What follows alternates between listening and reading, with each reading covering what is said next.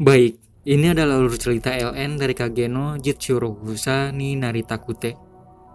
Semua berawal dari kekaguman Kageno Minoru. Kekagumannya adalah terhadap sosok kekuatan di balik bayangan. Kageno sendiri tidak tahu itu dimulai sejak kapan. Entah itu dimulai dari anime yang ia tonton atau film yang ia tonton atau manga yang ia baca. Ia tidak peduli itu dimulai dari mana, yang penting itu adalah sosok kuat yang hanya menampilkan kekuatannya di balik bayangan. Itu sudah cukup, dan itu adalah sesuatu yang selama ini ia kagumi. Berbeda dengan kekaguman orang lain terhadap apa yang mereka kagumi, Kageno sangat mengagumi kekuatan di balik bayangan. Tidak setengah-setengah. Ia bahkan belajar karate hingga tinju, dari seni berpedang hingga seni bela diri campuran. Di sekolah, Kageno berperan sebagai orang yang biasa saja, yang biasa ditemukan di mana saja, menyembunyikan kekuatannya dan berperan sebagai NPC.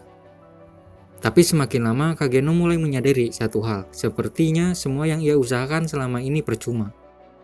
Mungkin ia bisa mengalahkan beberapa lawan yang mudah, tapi kalau melawan sekelompok orang bersenjata, ia merasa akan tamat. Kekuatan dalam bayangan yang dikalahkan oleh sekelompok tentara adalah sesuatu yang konyol. Kageno tidak menginginkan sesuatu yang seperti itu. Kekuatan dalam bayangan yang ia inginkan tidak kalah oleh sekelompok tentara dengan persenjataan lengkap. Bisa dikatakan kekuatan dalam bayangan yang diinginkan olehnya tidak bisa hancur bahkan oleh nuklir. Lalu apa yang ia pikirkan adalah bagaimana ia bisa selamat dari serangan nuklir. Tidak mungkin hanya memiliki kekuatan bertarung, kekuatan fisik dan stamina yang unggul. Kau butuh sesuatu yang lebih dari itu, contohnya mungkin sihir. Dan Kageno akan mencobanya, mencari kekuatan mistis itu. Walaupun tidak ada yang membuktikan sihir itu ada, dan tidak ada juga yang membuktikan sihir itu tidak ada. Dan mulai saat itu ia mulai berlatih untuk mendapatkan kekuatan sihir untuk melawan nuklir dengan latihan baru dan hampir mustahil. Chid sebelum ke Isekai berlatih Zen, melakukan upacara pensucian dengan berdiri di bawah air terjun. Chid berpuasa sampai menguasai seni yoga, pindah agama dan mencari roh suci, sampai mengikatkan diri di kayu salib. Masih belum memenuhi hasil. Di akhir musim panas sebagai siswa, Kageno masih belum menemukan kekuatan mistis itu. Sampai pada akhirnya, di sebuah malam, Kageno merasa ada kemajuan dalam latihannya selama ini. Ia merasa dunia berputar dan ia dapat melihat kilatan cahaya.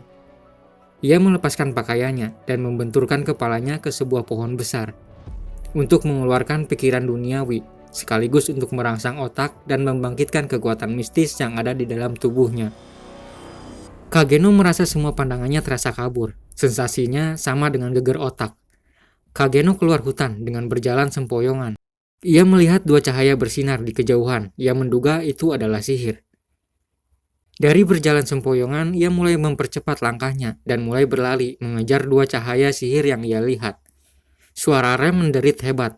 Sebuah tabrakan menyerap di tubuhnya dan ia mendapatkan sihirnya. Sudah hampir 8 bulan Kageno berinkarnasi. Ia di sebuah dunia yang masih terlihat seperti Eropa abad pertengahan, di zaman kegelapan. Ia merasa latihannya selama ini tidak sia-sia. Ia bisa merasakan partikel sihir dan menggerakkannya seperti anggota tubuh lain. Karena dimulai dari bayi, Kageno siap memulai masa pelatihannya dalam menggunakan sihir dan menjadi kekuatan dalam bayangan yang selama ini ia kagumi. Dan sudah 10 tahun berlalu, dengan kekuatan sihir ia bisa melakukan banyak hal yang sebelumnya terkesan sulit dilakukan, seperti mengangkat batu besar, berlari dengan cepat, dan melompat sangat tinggi. Kageno masih berpikir apakah ia bisa menghalau nuklir, tapi kenyataannya tidak ada nuklir di dunianya yang sekarang. Tapi ia tidak menerima hal yang seperti itu. Bisa jadi ada kekuatan lain yang sama dengan kekuatan nuklir. Dan misinya kali ini adalah menjadi sekuat mungkin untuk mengalahkan senjata pemusnah massal.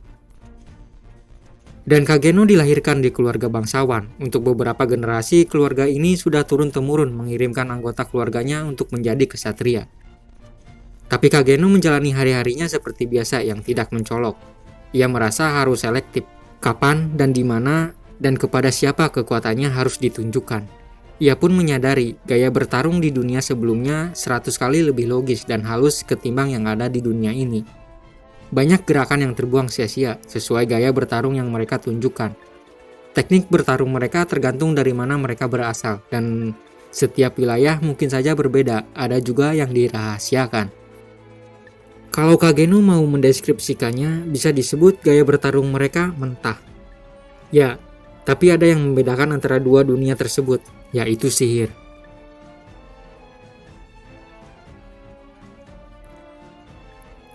Dan Kageno berlatih di rumahnya selama ini bersama kakak perempuannya. Karena adanya kekuatan sihir, wanita pun bahkan bisa lebih kuat. Dan mungkin kedepannya kakak dari Kageno ini yang akan mewarisi keluarga, walaupun umurnya 2 tahun lebih tua yang memiliki bakat alami. Karena Kageno ingin menjadi kekuatan dalam bayangan, ia harus menempatkan dirinya di posisi rata-rata dan tidak menarik perhatian layaknya NPC. Ya, seperti itu cara Kageno menjalani kesehariannya sebagai karakter dari keluarga bangsawan yang tidak mencolok. Hampir tidak ada waktu di siang hari, yang bisa ia lakukan adalah mengurangi jam tidurnya dan mulai mencari sekelompok orang untuk diajak membabi babon dalam latihan di dalam hutan. Ia mendengar ada sekelompok pencuri yang ada di sebuah desa yang ditinggalkan. Ia berencana untuk ke sana dan menguji senjata barunya. Karena akhir-akhir ini ia kekurangan lawan untuk melakukan spiring, ia berharap untuk wilayah itu lebih banyak dikuasai oleh lebih banyak kejahatan. Beberapa desa punya standar menangani hukum yang melibatkan para penjahat dengan cara mereka sendiri ketika jauh dari hukum peradilan di kota.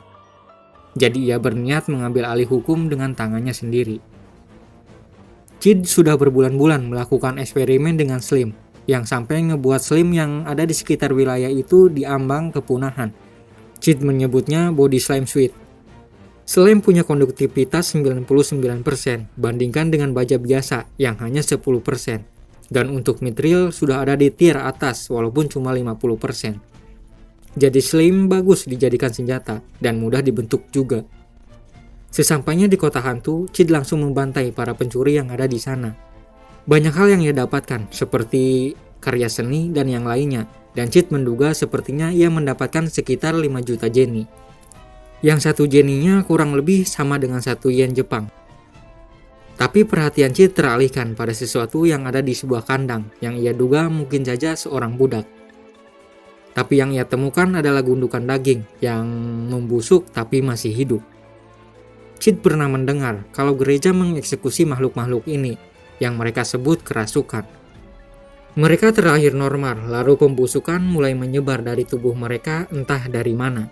Chid memasukkan pedangnya ke dalam kandang dan berniat mengakhiri penderitaan orang yang kerasukan itu. Tapi Chid menyadari hal lain.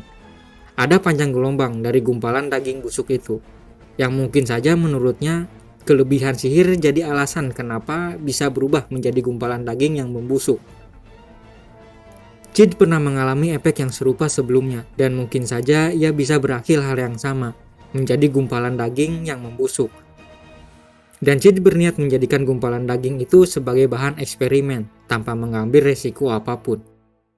Dan 1 bulan berselang, semua eksperimen Chid terhadap gumpalan daging itu berjalan lancar, dan ia tidak menyangka gumpalan daging itu malah kembali sembuh, dan ternyata adalah seorang elf berambut pirang. Chid berniat membiarkan gadis elf itu untuk pergi dan mulai kehidupan baru. Elf itu mengatakan ia tidak punya rumah dan tidak punya tempat kembali, dan berniat membayar kebaikan Chid yang sudah menyembuhkannya, walaupun Chid merasa itu cuma kebetulan. Chid mempertimbangkan untuk membuangnya sebelum hal-hal menjadi menjengkelkan, tapi Chid berubah pikiran. Ia berniat menjadikan elf itu sebagai bawahannya. Dan pada akhirnya elf itu diberi nama Alpha. Chid berpikir keras untuk memberikan tugas kepadanya sebagai asisten dari penguasa bayangan, dan menjawab beberapa pertanyaan dasar seperti apa itu kekuatan dalam bayangan dan apa tujuan mereka. Sampai pada akhirnya Chid menemukan plot yang bagus untuk diceritakan kepada Alpha, yaitu untuk bersembunyi dalam bayangan dan untuk mencegah kebangkitan iblis Diabolos.